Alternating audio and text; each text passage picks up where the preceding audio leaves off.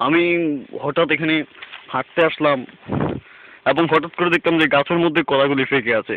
তখন চিন্তা করলাম কলাগুলি কিভাবে খাই, একটা উপায় তো বের করতে হবে। একটা গাছের উপর উঠলাম, দেখেন আমি গোছ দিয়ে একটা গাছের উপর উঠলাম, তারপর বাদুড়ের মতো কলাগুলিকে দেখতে লাগলাম। রাস্তার উপর দিকে মানুষ যাচ্ছে, দেখে ফেললে মালিককে বলে দিবে। আমি এখন চুপ বসে থাকা, আরেকজন মানুষ যাচ্ছে, কলাগুলি খেতে হবে। গাছের এমন কলা পাওয়া যায় না, পাকা কলা খেতে অনেক মজা, বিশেষ করে ফরমালিন মুক্ত কলা পাই কোথায়? হঠাৎ করে আজকে পেয়ে গেলাম, আজকে হাত ছাড়া করা যাবে না। এখন দেখেন একটা কলা নিলাম, এই একটা নিলাম।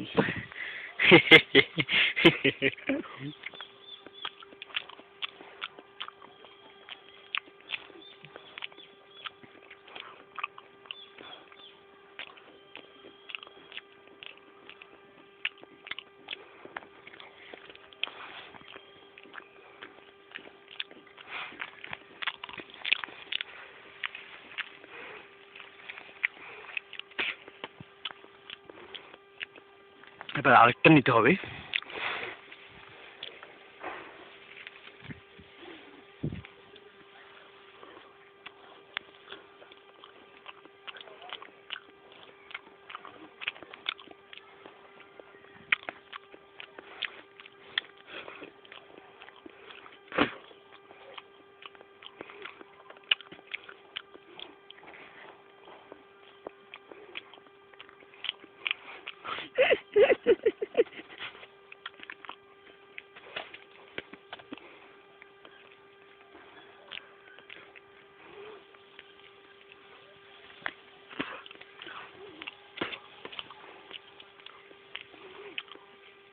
এই সকালে এত কলা খেলে হয়তো পেট ব্যথা করতে পারে, তারপরেও কলাগুলো যাতে ফরমালিন মুক্ত, তাহলে আরো 2-4টা কলা খেয়ে নিই, তারপর গাছ থেকে নেমে যাব।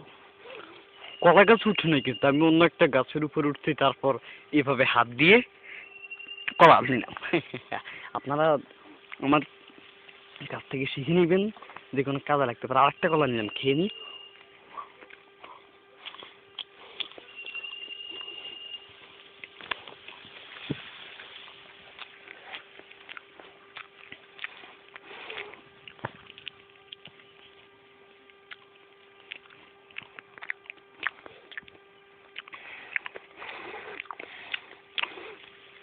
আরেকটা কলা নিতে পারি।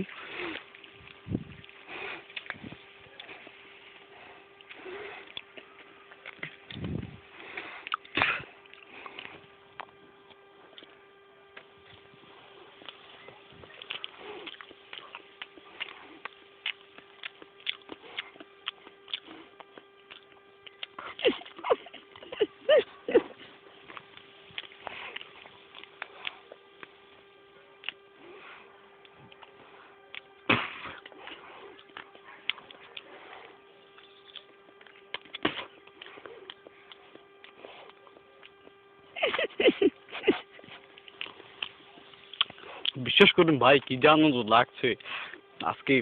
গাছের মধ্যে এভাবে একটা কলার চড়া, একটা রম্বার কাঁদি এভাবে পেকে থাকবে, আর আমি নিচ দিয়ে হেঁটে হেঁটে যেতে দেখবো যে কলার চড়া পেকে আছে, কিন্তু আমি চলে যাবে হয় ভাই, আরেকটা কলা খেয়ে নিই ভাই। এটা নিবো, কোনটা ফাঁকা কোনটা ফাঁকা, এটা ফাঁকা হবে। আজকে মজার একটা ঘটনা বন্ধুদের সাথে শেয়ার করতে পারবো।